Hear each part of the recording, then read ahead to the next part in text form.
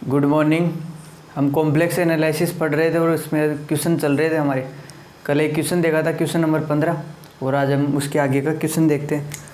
Question है, यदि F Z equal to you plus iota we एक प्रदेश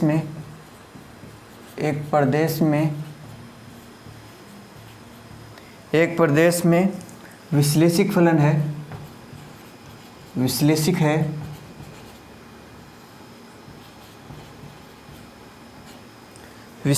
है तथा फलन एफ जेड का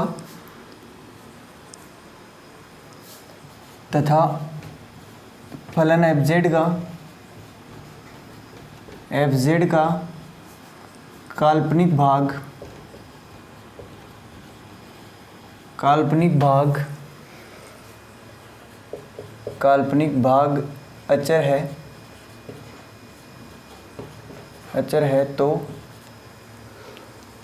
सिद्ध कीजिए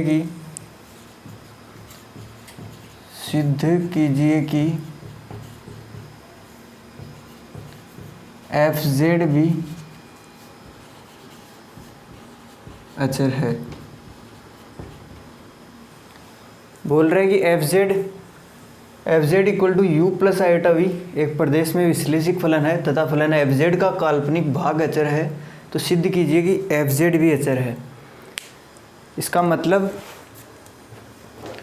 मतलब है कि फलन f Z equal to you plus iota v दे रखा है, और इससे जस्ट पहले एक क्वेश्चन किया था, उसमें फलन एफ जेड का वास्तविक भाग अचर था वहाँ, और वहाँ भी एफ जेड को अचर से प्रूफ करना था, और काल्पनिक भाग अचर, यहाँ काल्पनिक भाग अचर दे रखा है। मतलब यहाँ f Z equal to you plus iota v, तो F Z equal to you plus iota we एक क्या है, विश्लेषिक फलन है, यानी एनालिटिक फंक्शन है। ये फंक्शन एफ जेड क्या दे रखा है, एनालिटिक। तो यहाँ real part of f z क्या है, यहाँ real part of f z है यू, और imaginary part of f z, तो imaginary part of f z क्या है, स्मॉल वी। तो रियल पार्ट यहाँ है यू और इमेजिनरी पार्ट क्या है, वी। पहले जो क्वेश्चन किया था उसमें यू दे रखा था अचर, लेकिन इस क्वेश्चन में बोल रहा है कि फलन एफ जेड क्या है, फलन एफ जेड विश्लेषिक है तथा वी क्या है, अचर है। मतलब काल्पनिक भाग क्या है, एफ जेड का अचर है, जो क्या है, वी। तो हमें प्रूफ क्या करना है, हमें प्रूफ करना है कि एफ जेड है वो भी क्या है, अचर है। मतलब एफ जेड को अचर दिखाने के लिए मैं यू को अचर दिखाऊं और वी को अचर दिखाऊं, तो इन दोनों का जोड़ भी, मतलब इन दोनों का एडिशन भी क्या होगा, एफ जेड अचर हो जाएगा। तो यहाँ वी तो अचर दे रखा है, काल्पनिक भाग अचर दे रखा है वी, और प्रूफ क्या करना है, प्रूफ करना है हमें एफ जेड को अचर दिखाना है। तो वी तो दे रखा है अचर, तो हमें प्रूफ करना है यू भी अचर हो। यू को अचर करते ही वी दे रखा है और यू हमने प्रूफ कर दिया, तो दोनों का एडिशन एफ जेड भी अचर होगा। तो यहाँ यू किसका फलन होता है, यू होता है एक्स और वाई का फलन। यहाँ यू एक्स और वाई का फलन, और वी भी एक्स और वाई का फलन। मतलब u x और y का फलन है और v x और y का फलन है। तो यहाँ v को काल्पनिक भाग अचर है, मतलब v अचर दे रखा है, v अचर दे रखा है, मतलब v किसका फंक्शन है, x और y का। मतलब v का अगर मैं x के रेस्पेक्ट में अवकलन करूँ तो भी 0 आएगा, और मैं y के रेस्पेक्ट में करूँ तो भी 0 आएगा, क्योंकि v x तथा y का फलन है, x तथा y का फलन है, और v क्या दे रखा है, अचर। इसलिए ये दोनों कंडीशन तो हमें दे रखी है, क्योंकि v को क्या अचर दे रखा है, v को अचर दे रखा है, तो ये दोनों कंडीशन दे रखी है। अब हमें प्रूफ क्या करना है, और हमें प्रूफ करना है u को भी अचर दिखाना है। अब u किसका फलन है, ये तो हमें दिया है, ये तो हमें दे रखा है दोनों, कि del v upon del X equal to 0 और del v upon del Y equal to भी 0। तो यहाँ हमें प्रूफ क्या करना है, u को भी हम अचर दिखा दें, और u को अचर दिखाते, u अचर हमने प्रूफ कर दिया और v दे रखा है, तो u प्लस आयोटा v हो जाएगा, एफ जेड भी अचर हो जाएगा उसकी वजह से। तो यहाँ u को अगर अचर दिखाना है तो u को अचर दिखाने के लिए हमें दिखाना पड़ेगा u किसका किसका फंक्शन है, x और y का। तो हमें दिखाना पड़ेगा del u upon del x equal to भी 0 हो, ये दिखाना पड़ेगा, हमें प्रूफ करना पड़ेगा ये चीज़। और del u upon del y भी 0 आ जाए। अगर ये दोनों कंडीशन आती है तो u क्या हो जाएगा, अचर हो जाएगा। और u को अचर होते ही v दे रखा है तो u प्लस आयोटा v क्या हो जाएगा, u प्लस आयोटा v क्या है, एफ जेड, तो एफ जेड भी अचर हो जाएगा। तो यहाँ से हम पहले क्या मानेंगे, एफ जेड को मान लेंगे, F Z equal to u plus iota v को क्या मान लेंगे, एनालिटिक फंक्शन, एक विश्लेषिक फलन मान लेंगे। तो विश्लेषिक फलन मानने से क्या होगा, हम कोशी रीमान का प्रयोग कर सकते हैं, हम प्रसवादी मान सकते हैं उसको, और हम सतत मान सकते हैं उसको, अवकलनीयता मान सकते हैं हम, क्योंकि विश्लेषिक दे रखा है। तो पहले हम लिखेंगे कि सॉल्यूशन माना F Z equal to u plus iota v क्या है, एक विश्लेषिक फलन दे रखा है हमें। तो F Z equal to u plus iota v एक विश्लेषिक फलन है, एक विश्लेषिक फलन है। तथा और क्या दे रखा है, और दे रखा है कि काल्पनिक भाग क्या है, अचर, तथा काल्पनिक भाग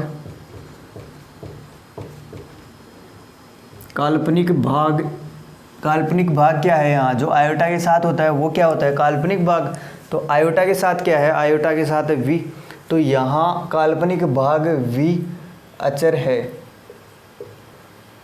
तथा काल्पनिक भाग v अचर है। तो मान लिया एक फलन f Z equal to u plus iota v मान लिया, और वो क्या है, विश्लेषिक है, तथा उसका काल्पनिक भाग v क्या है, ये v अचर है।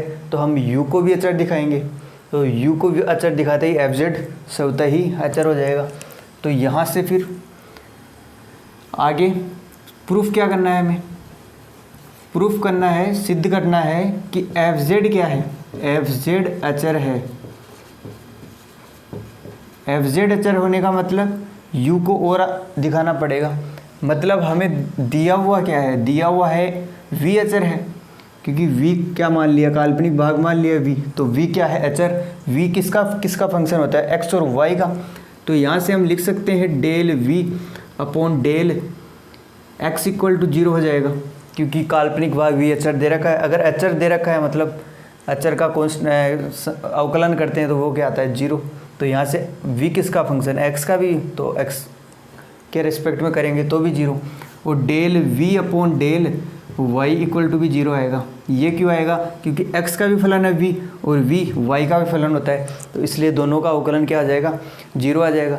अब हमें u को अचर दिखाना है तो मैं इसको u में कन्वर्ट कर सकता हूँ क्या, और इसको कन्वर्ट करने के लिए v को u में कन्वर्ट करने के लिए लगानी पड़ेगी कॉची रीमान इक्वेशन।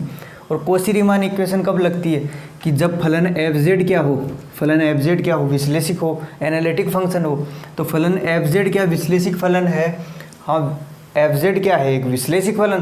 तो एफ जेड विश्लेषिक होते ही क्या, कॉची रीमान हम लगा सकते हैं इक्वेशन, कॉची रीमान इक्वेशन का प्रयोग कर सकते हैं। तो यहाँ से कॉची रीमान क्या है, del u upon del x equal to del v upon del y, और del u upon del x equal to del v upon del y minus. तो यहाँ से अब del u upon del x हमें change क्या करना है, del v upon del x। तो डेल v, तो यहाँ से del v upon del x, del u upon del x equal to del v upon del y, और डेल u अपॉन डेल, अच्छा यहाँ से डेल v, कॉची रीमान की दूसरी इक्वेशन है del v upon del x equal to minus del u upon del y। तो यहाँ से चेंज क्या करना है, del v upon del x। तो यहाँ से del v upon del x की जगह minus del v upon del y मैं लिख सकता हूँ। यहाँ इसकी जगह del v upon del x की जगह कॉची रीमान लगा सकते हैं, क्योंकि फलन एफ जेड क्या दे रखा है, विश्लेषिक। तो यहाँ से del v upon del x की जगह minus del u upon del y, minus del u upon del y equal to 0। अब यहाँ माइनस, तो मैं माइनस को उस साइड भेजूँ तो del u upon del Y equal to 0।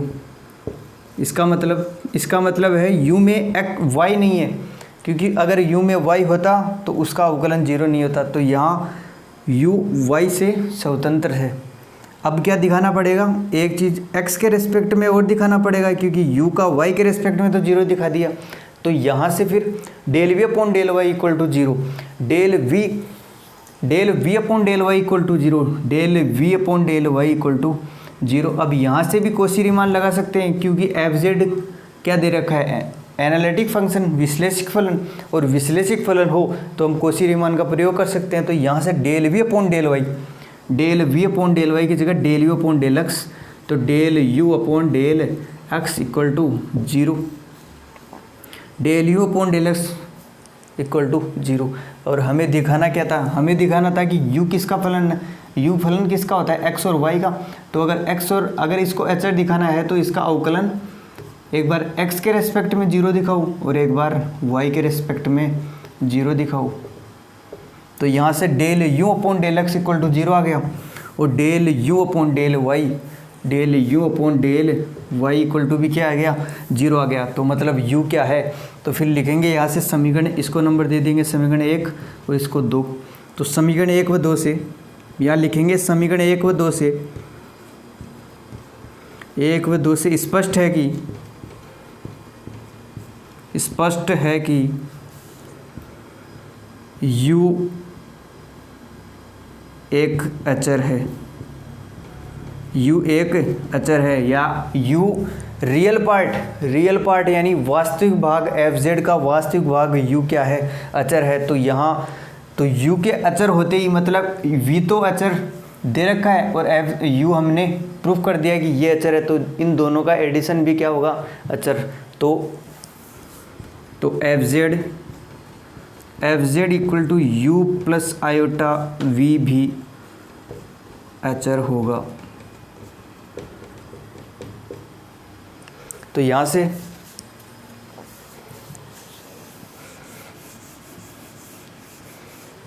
और इनके कोष्ठक में लिखेंगे, यहाँ ये कहाँ से लाए हम, ये लाई CR equation, Cauchy Riemann equation से, बाई कोशी रीमान इक्वेशन, और ये भी कहाँ से लाए थे, by Cauchy CR equation, by Cauchy Riemann equation. Proof क्या करना था हमें, fz equal to u plus iota v दे रखा था विश्लेषिक फलन, fz दे रखा था विश्लेषिक फलन, और fz का काल्पनिक भाग अचर दे रखा था, मतलब v अचर दे रखा था। और हमें प्रूफ क्या करना था, हमें u को अचर दिखाना था। तो u को अचर दिखाने के लिए del u upon del Y equal to 0 दिखाना था, और del u upon del x equal to 0 दिखाना था। तो क्या किया, v दे रखा था अचर, तो v अगर अचर दे रखा हो तो, और v फंक्शन होता है x और y का, तो अचर दे रखा है मतलब x के रेस्पेक्ट में इसका 0 होगा अवकलन, और y के रेस्पेक्ट में 0। फिर यहाँ से कोशी रीमान लगाई। कोशी रीमान क्यों लगाई, क्योंकि एनालिटिक फंक्शन दे रखा है। कोशी रीमान इसलिए लगाई क्योंकि del v upon del x को कोशी रीमान से ही del v upon del y में चेंज कर सकते हैं, इसलिए कोशी रीमान का प्रयोग किया। फिर समीकरण 1 और 2 से क्या हुआ कि u क्या हुआ, अचर, और u के अचर होते ही fz भी क्या हो गया, अचर। ठीक है, फिर बाकी करेंगे कल। टाटा बाय बाय, सी यू।